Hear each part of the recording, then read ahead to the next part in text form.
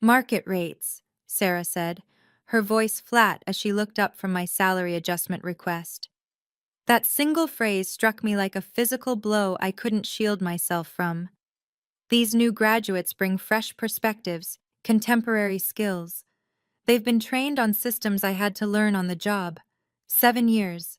7 years I had dedicated to building the foundation of her company, working 60-hour weeks, crafting the training programs these fresh perspectives were now benefiting from, yet they're earning 50% more than me.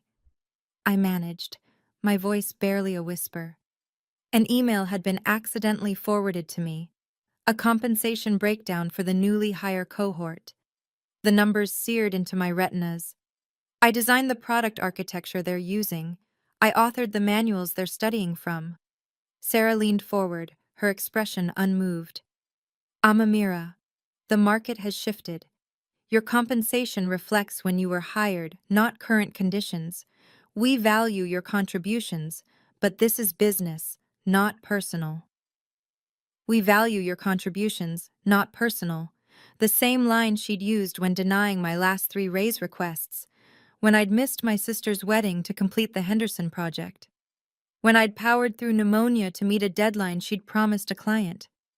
So adjust me to market rate, I said, sliding the industry compensation report across her pristine glass desk. That's not possible.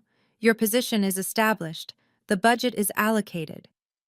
Then promote me. My performance reviews are exceptional. Yes, but there's no opening at the next level currently. She closed my folder with a firm snap. This is how business works. Accept it, or there's the door. The world tilted sideways. 7 years of loyalty condensed into an ultimatum during a 10-minute meeting in which I could tell she was already mentally checked out. I need to think about this, I said, standing on shaky legs. Take the weekend, Sarah replied, already reaching for her phone. But I'll need your decision Monday. The product roadmap meeting is at 9 o'clock, and I'd like clarity on staffing. I walked out of her office, past the row of new hire cubicles where laughter floated above the partitions. In the bathroom, I studied my reflection. A woman I barely recognized. Dark circles under bloodshot eyes. Hair hastily tied back. The same blouse I'd worn Tuesday because I hadn't had time for laundry. That night, as I scrolled through years of emails from Sarah, need you to handle this. Can you stay late? Weekend work required. I discovered something that changed everything. Something that would make arriving early Monday morning worth every second of the 7 years I'd devoted to her. Before we continue, if you're enjoying this story, please hit the like button and subscribe to the channel for more content like this. Your support means the world and helps these stories reach others who might need to hear them. Drop a comment, letting me know if you've ever faced a similar situation. My name is Amamira Kapoor, and until that Friday afternoon, I was the most loyal employee Sarah Turner had ever hired. I was 25 when I joined her emerging tech consulting firm as employee number 6. Now at 32, I'd watched the company expand to over 200 people with offices in 3 cities. I'd been there when we couldn't make payroll, and Sarah asked us to defer half our salaries for 2 months. I'd been there when our first major client threatened to pull their contract, and I'd spent 4 straight days rewriting specifications to salvage the relationship. I'd been there when Sarah's mother passed, managing both our workloads for weeks without complaint. During those early years, Sarah had felt like family. We're in this together, she'd say during late nights when we'd order takeout and strategize about the company's future. When we make it, we all make it. But success changed things, or perhaps it just revealed a truth that had always been there. When the company reached its first million in revenue, Sarah bought herself a Tesla. When we hit 10 million, she purchased a vacation home. My salary had risen by only 12% over 7 years. Despite the company's exponential growth, every time I asked about advancement, the answer was some variation of soon or next quarter or after this project. I believed her. That was the hardest part to accept. I had genuinely believed her. But as I sat in my 1-bedroom apartment that Friday night, The same apartment I'd had when I started because I still couldn't afford to move. Something inside me shifted, not in a way that felt like defeat, but in a way that brought crystal clear clarity. The email I'd uncovered was from 3 years ago. Sarah had written to our CFO, Amira's compensation, keep her at current level. She's too valuable in her position to promote, and she's unlikely to leave. She's emotionally invested in our story, and the sunk cost is too high for her to walk away. Standard 2% annual adjustment only. They had been deliberately underpaying me because they assumed I wouldn't leave, because my loyalty and emotional investment were weaknesses they could exploit. I called my best friend Darian, who worked in HR at another company. That's wage suppression, he said immediately. And if they're doing it to you, they're probably doing it to others. Do you have access to the compensation database? No, I said, but I know someone who does. Penn had been our IT manager for nearly as long as I'd been there. He'd always had a soft spot for me after I helped him implement the company-wide system upgrade when his assistant quit mid-project. I need a favor, I told him when he answered my call. And before you say no, know it's about something seriously wrong happening at the company. Silence followed. This sounds like a conversation that should happen in person. Meet me at Barlow's in 30 minutes. Barlow's was a dive bar 3 neighborhoods away from anywhere company people would go. When I arrived, Penn was in a back booth nursing a beer. You sounded serious, he said, as I slid into the seat across from him. I am.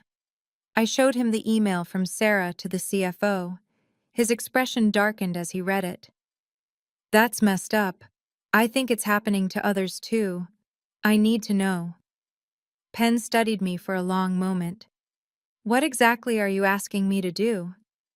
I need the compensation data for everyone who's been with the company more than 2 years compared to new hires in similar roles. He took a long drink of his beer. That's not just against company policy. That could be illegal. So is intentionally suppressing wages based on the assumption that employees won't leave because of emotional manipulation. Penn's fingers drummed on the sticky table.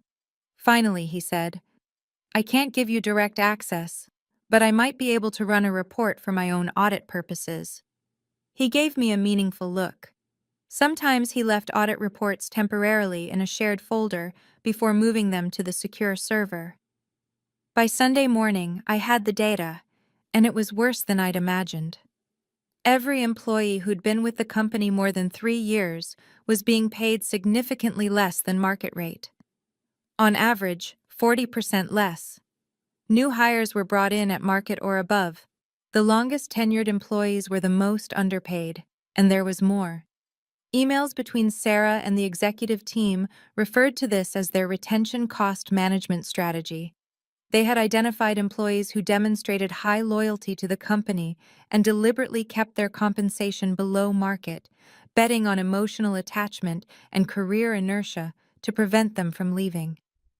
My hands shook as I compiled the information. This wasn't just about me anymore. It was dozens of people being systematically exploited. I had a decision to make. I could walk away, find another job at market rate, and leave Sarah and her company behind, or I could do something that would change everything. I chose the latter. Monday morning arrived with a clarity I hadn't felt in years. I woke at 4:30 a.m., dressed with purpose, and drove to the office while the world was still dark. The security guard, Vicente, raised an eyebrow as I swiped my badge at 5:15 a.m. Early bird today, Amamira? He asked. Big presentation, I replied with a smile that felt completely new on my face. Not forced, not exhausted, determined. The building was empty, exactly as I needed it to be. I went straight to Sarah's office, the corner suite with floor-to-ceiling windows overlooking the city she so often flaunted during client meetings. I placed a sealed envelope on her chair, not on her desk where an assistant might find it, but directly on the chair where only she would see it when she sat down. Inside was a single page with 3 things: my resignation, effective immediately, a copy of her email about keeping me underpaid, and a USB drive containing the full compensation analysis. But I wasn't done. I returned to my desk and opened my laptop one last time. The email I had drafted the night before was addressed to every employee who'd been with the company more than 2 years. 47 people in total. The subject line read, "Why you're being underpaid, the truth about our compensation strategy." My finger hovered over the send button. Was I really going to do this? Burn every bridge. Expose the company I'd helped build from the ground up. Then I remembered Sarah's words. Accept it, or there's the door. I pressed send. After that, I walked through the office one last time. I touched the wall of the conference room where I'd presented my first client proposal. I passed the break room where we'd celebrated our first major contract with cheap champagne and pizza. So many memories. So much of myself left in these walls. By 6:30 a.m., I was back in my car, watching as the early arrivals began trickling into the parking lot. At precisely 7 a.m., I knew Sarah would be walking into her office. She was religiously punctual. 5 minutes later, my phone rang with her name on the screen. I declined the call. It rang again immediately. Declined. A text message. "What the hell is this? Call me now." I didn't respond. At 7:15, the first reply to my mass email arrived in my personal inbox from Elena in marketing, who'd been there almost as long as I had. "Is this for real?" Followed by shocked emoji faces. By 7:30, my phone was lighting up with messages from colleagues, some confused, some angry, many thankful. Debbie from Product wrote, "I suspected something was off when I found out the new guy on my team was making 30,000 more than me. Thank you for this." At 8 a.m., Sarah called again. This time I answered. "You have 60 seconds to explain yourself before I sue you for corporate espionage," she hissed, her voice trembling with rage. "Actually, I have evidence of illegal wage suppression practices that I'd be happy to share with the Department of Labor," I replied calmly. "Or we could discuss a better solution." "What solution?" Her voice was suddenly wary. "Meet me at the Cardinal at 9:30. Come alone." The Cardinal was a coffee shop equidistant between the office and my apartment, neutral territory. When I arrived at 9:25, I chose a table in the back corner with a view of the door. Sarah walked in at 9:32, her expression thunderous as she scanned the room and spotted me. "You've lost your mind," she said, sliding into the chair across from me. "Do you have any idea what you've done? The chaos you've created?" "I've simply shared information that people had a right to know," I replied. "Information about how you've been systematically exploiting their loyalty." That information was confidential. Her knuckles whitened around her purse strap. "You had no right." Like, you had no right to deliberately suppress wages while telling people you valued them, while building a company culture around family and togetherness? That was really just a trap to keep people working for less than they deserved. Her jaw tightened. "It's standard business practice to manage compensation costs. You're naive if you think otherwise. Lying to people isn't standard practice. Targeting the most loyal employees for exploitation isn't standard practice." I leaned forward. "Now everyone knows. What do you want? Money? Is that it? Some kind of blackmail payment?" I laughed softly. "If I wanted money, I would have quietly threatened you with this information, taken a settlement, and disappeared. But this isn't about money." "Then what? Justice? Change?"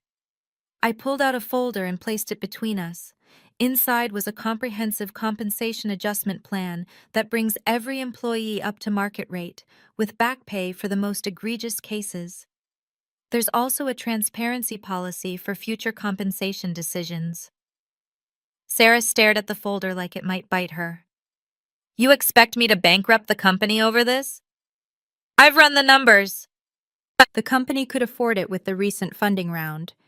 It would reduce executive bonuses for 2 quarters, nothing more. I pushed the folder closer to her. "Implement this plan by the end of the week, and I delete all copies of the data I've collected." I said nothing further. The company survives with some bruised egos and a valuable lesson. And if I refuse, then by this time tomorrow, your investors, clients, and the Department of Labor will all have copies of everything I found. Your choice." Sarah's face flushed with anger. "You ungrateful little—" "Careful," I interrupted. "Remember which one of us has leverage here."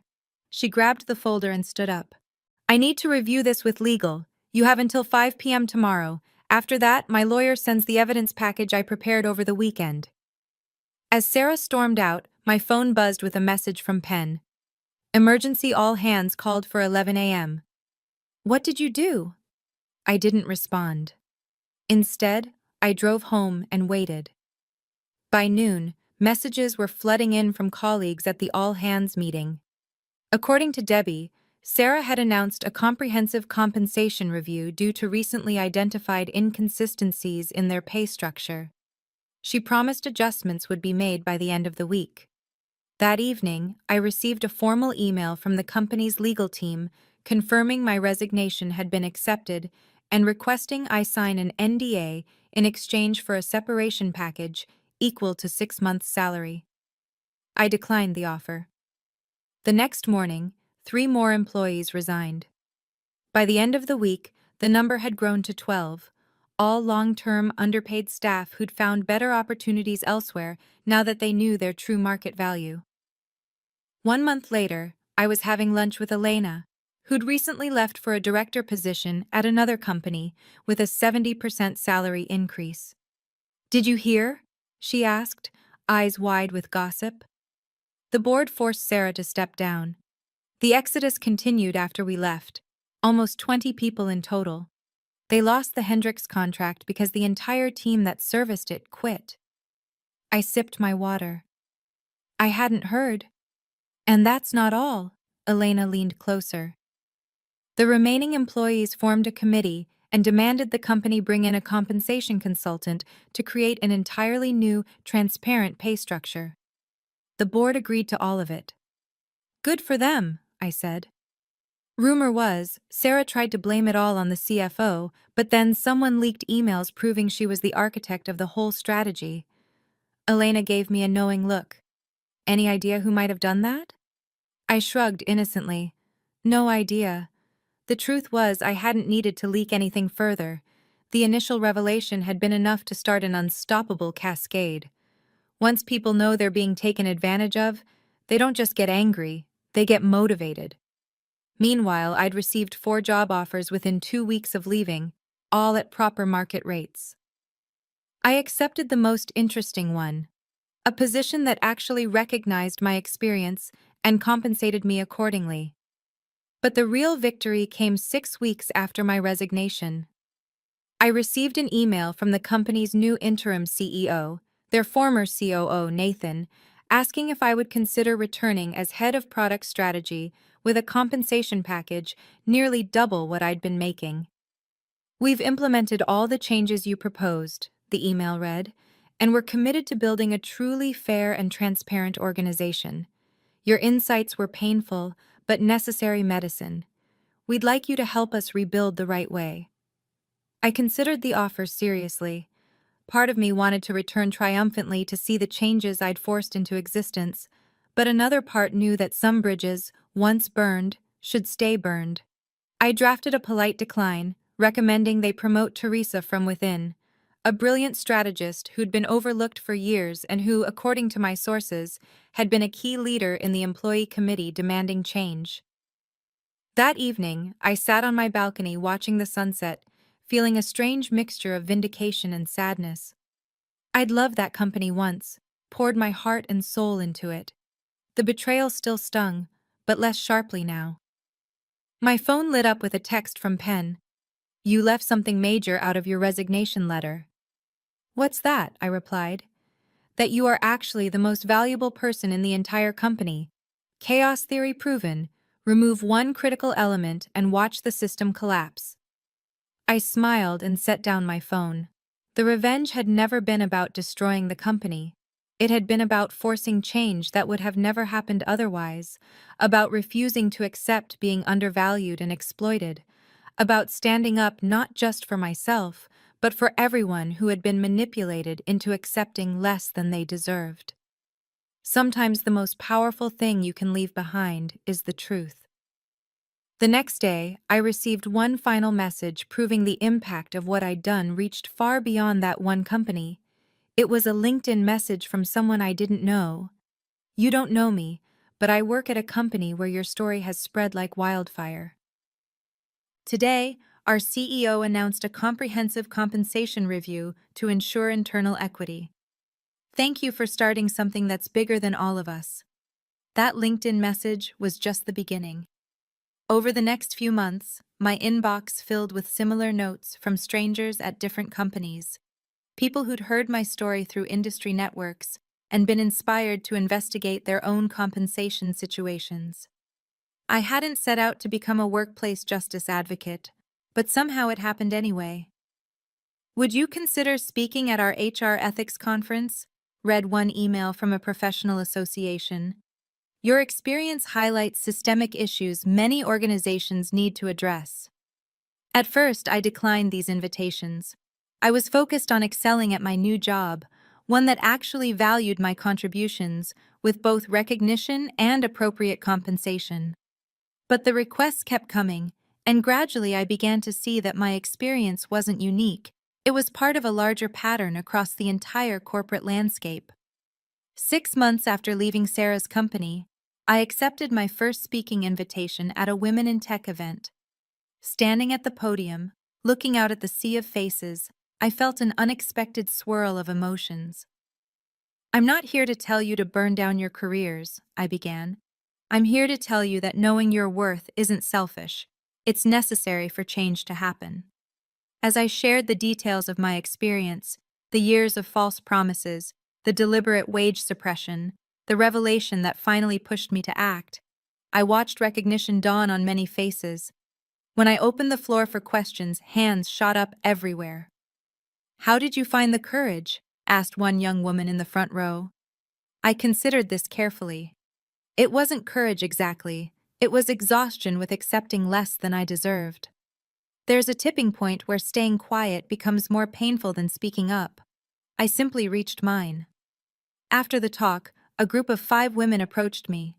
They all worked at the same financial services firm and had discovered similar patterns of wage disparity.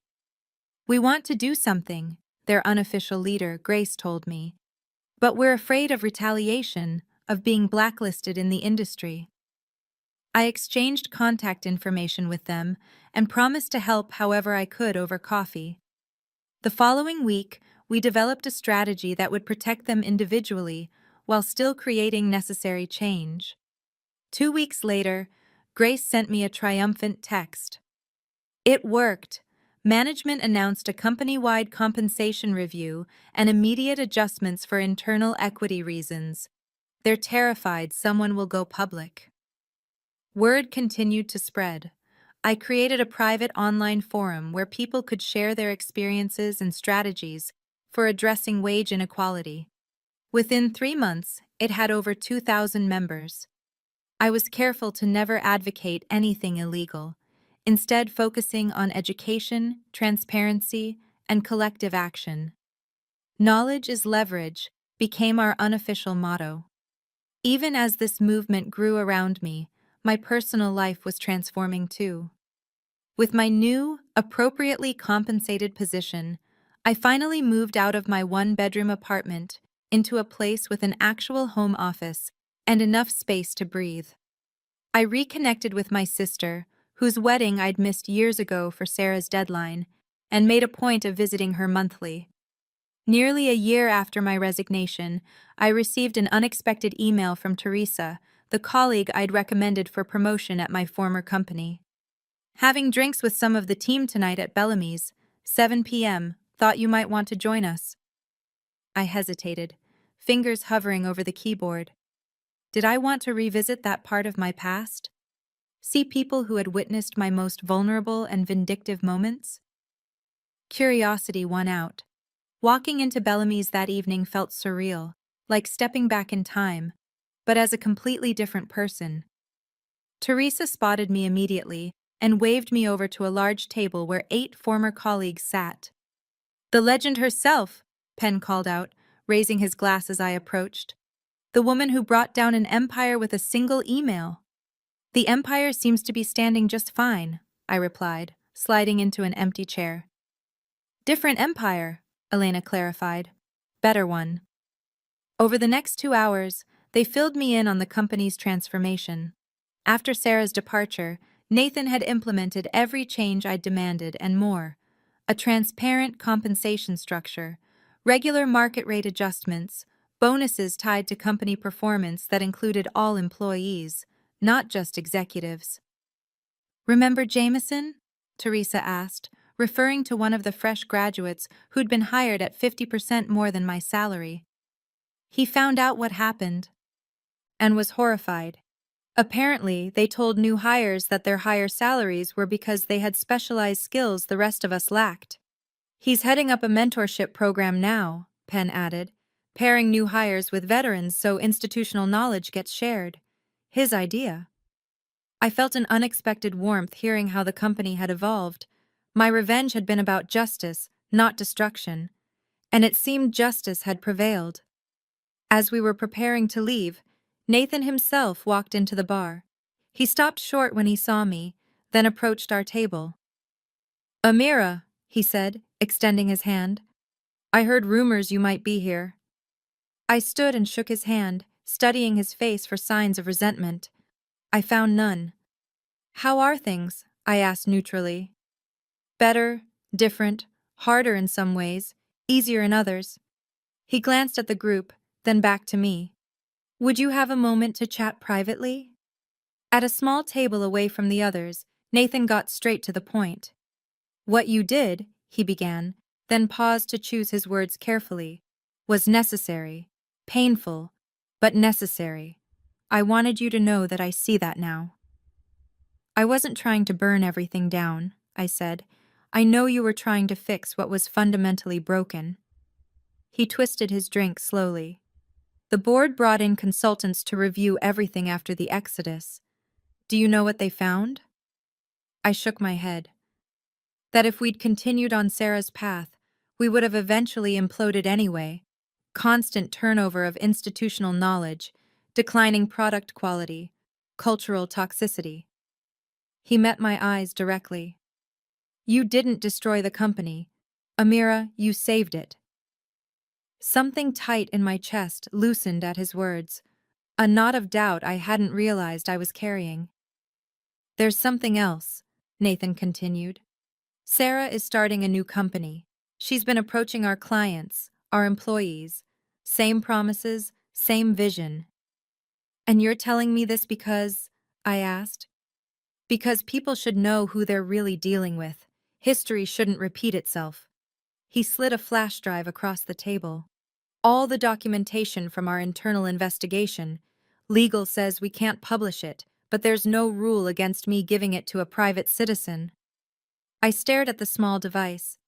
"What am I supposed to do with this?" "Whatever you think is right." He stood to leave. "You've proven you have good judgment about that." That night, I stayed up late reviewing the files Nathan had given me. They included everything: internal communications, compensation analyses, exit interview data, painting a comprehensive picture of systematic exploitation that went beyond even what I'd uncovered. The next morning, I made a decision. I wouldn't directly expose Sarah again. Instead, I would use this information to create something more lasting, a framework for identifying and addressing compensation inequity that companies could implement proactively, a guidebook for employees to recognize warning signs, and resources for those facing similar situations. 3 months later, I published an anonymous case study based on the data, changing all identifying details but preserving the patterns and strategies. It quickly became required reading in business ethics courses at several universities. 18 months after my resignation, I received an invitation to speak at a major industry conference about transparency and equity in corporate compensation. On the speakers list, directly after my session, was Sarah Turner herself, presenting on building smart compensation strategies. When I saw her name, I laughed out loud. The universe had a sense of humor after all. I accepted the invitation. On the day of the conference, the room was packed for my session. As I discussed the importance of fair compensation practices and the business case for transparency, I noticed Sarah slip into the back row midway through. Our eyes met briefly. She didn't look away. When I finished to enthusiastic applause, I gathered my notes and stepped down from the podium. As I moved toward the exit, Sarah intercepted me. "Impressive presentation," she said coolly. "Very idealistic." "Thank you," I replied. "I'm looking forward to your session. I assume you'll be covering how undervaluing experienced employees leads to company implosion." Her expression hardened. "You have no idea the damage you caused." "Actually, I do. The question is whether you've learned anything from it." Before she could respond, a young woman approached us, her conference badge identifying her as an HR director at a growing tech firm. "Miss Kapoor, your talk was incredible. Would you consider coming to speak to our leadership team? We're revamping our compensation structure and could really use your insights." I smiled. "I'd be happy to. Here's my card." The young woman thanked me and walked away. Sarah watched her go, then turned back to me. "You've made quite a name for yourself from all this," she observed, her tone suggesting I'd somehow profited from wrongdoing. "That wasn't the goal," I replied. "Honestly, the goal was change. It still is." For a moment, I thought I glimpsed something like regret in her eyes, quickly masked by her usual composure. "Well," she said briskly, "I should prepare for my session." As she walked away, I felt the final weight lift from my shoulders. I no longer needed her approval, her recognition, or even her remorse. My worth wasn't defined by her assessment or anyone else's. 2 years after placing that envelope on Sarah's chair, I published a book about workplace equity that became a bestseller. I started consulting with companies committed to building fair compensation structures. And most surprisingly, I found myself mentoring young professionals on how to advocate for themselves from the beginning of their careers, rather than after years of exploitation. The greatest revenge wasn't bringing Sarah down or exposing the company's practices. It was creating lasting change that would prevent others from experiencing what I had endured. That envelope I left on her chair didn't just change my life. It started a ripple effect that continues to expand. And in the end, that's worth far more than the salary I was denied for all those years. Thank you for staying with me through this entire story. If you found value in hearing about my journey, please hit that like button and subscribe to the channel. Your support helps these important conversations reach more people who might be experiencing similar situations. Share your thoughts in the comments below. Have you ever had to stand up for your worth in the workplace? What happened? Let's keep this conversation going because change happens one brave action at a time.